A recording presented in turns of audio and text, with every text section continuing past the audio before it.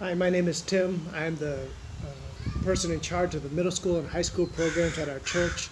Sorry that I can't be with you today. I really wanted to be there in person, but I still wanted to share this message by video to you today. Congratulations to all of you who finished fifth grade, going into middle school or attending middle school now. Really, congratulations to all of you for finishing a very difficult and confusing and challenging year. This past year in school has been, hopefully just the only one like it, and it's been really hard for a lot of people. And so, congratulations to all of you for finishing and persevering through it. I think back to when I was going into middle school, and I, if I think back to who I was, I'm kind of shocked about it because at the time I was literally the smallest kid in school. I was the shortest and smallest kid out of all the boys and girls in my grade. And when I went into middle school, not only was I physically small, but I was also the shyest kid. I was also the quietest kid. I remember at church there was an adult who once said that they had never actually heard me speak in person. With my friends, of course, I talked, but I guess in front of other people, I just never said anything. If I had a backpack at the time, not only would I hide behind it, but I'd probably climb inside the backpack and hide away.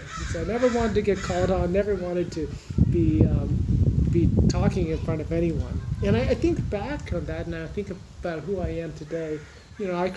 This past year I created over 60 YouTube videos, not just speaking, but being recorded as being speaking, which I could never imagine that I would accept being recorded. Over the past 20 years, I've given over 1,000 messages to middle schoolers and high schoolers explaining what God has to do with their teenage lives and how the two relate to each other. And, I guess thinking back to middle school and who I was as a middle school student, I would have never imagined that I would become the kind of person I am today. And it obviously took time. It took, 30 years and so on. But when I think back to it, I remember that it all began with somebody telling me a single verse in the Bible, and that God had something for me, that God wanted me, even as a young middle schooler who was small, who was short, who was shy and quiet. He wanted me to be an influencer. And that was amazing to me. Now, in a book that's actually called Timothy, just like my name, a guy named Paul writes to this Timothy and says these words. He says, "Don't let anyone look down on you because you are young, but set an example for the believers in speech, in life, in love, in faith, and in purity." And that Bible verse, when I heard it going into middle school, it was really the first step in God shaping me and teaching me what it meant to be an influencer of other people. Even as a shy, quiet, small, short guy, I found something that I was really interested in doing. I love to serve other people. And so in my youth group at that time, there were all these folding chairs that always needed to be set up and put away and stuff like that, and things that needed to be cleaned up in the youth room. And nobody asked me to do it, but I just kind of felt that God was saying to me, why don't you go do that? Why don't you go help set up the chairs or put them away or clean up this? And I began to look for things that I could do to be a good example to other people, just to serve other people. And later on, I got involved with playing piano for our worship team. I like piano because it's kind of on the side. It was never in the middle, so people, I could almost hide on the side, and I never wanted to get up to a microphone or speak or whatever. I found my way of serving like that. And I realized that, that was the beginning steps of how God was going to work in me and change me and use me over many, many more years. And I want to encourage you with that God also wants you to be an influencer. Paul wasn't writing just to Timothy, and God wasn't just using that Bible verse for my life. God actually, in that Bible verse, has a principle for the way he works. And the way he works is this, is that he wants all of us, no matter who you are, you could be more shy and quiet, or you could be more popular and outgoing. You could be big or small or tall or short or whatever, no matter who you are, God wants you to be an influencer for good, for him.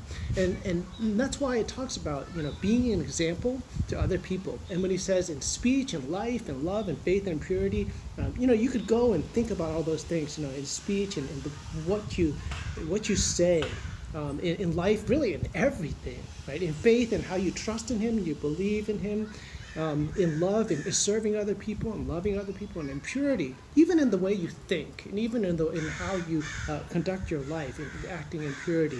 In all of your life, God wants you to be an influencer. God wants you to be an example for other people.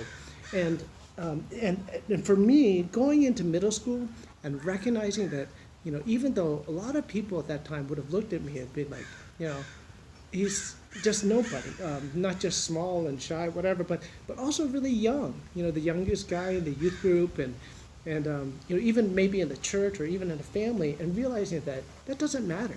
That this verse says, don't let anyone look down on you because you're young, but set an example. And that's what I hope you can do. I hope for you, especially those of you coming into youth group, and it can be intimidating, it can be scary, all these big high schoolers or even older middle schoolers. But even you that are still in children's ministry, sometimes maybe you look around in church and you see adults and people that have been Christians for a long time. And I think you should respect that, and you should be polite and things like that. But at the same time, don't be afraid to be an influencer, to set an example, to do the right thing, and to be the right kind of person, that maybe other people would look at and say, hey, that person reminds me of Jesus and what God wants us to be. So I hope that I'll see you soon. I'm looking forward to meeting some of you coming into youth group, and I hope that you continue to stay safe. God bless.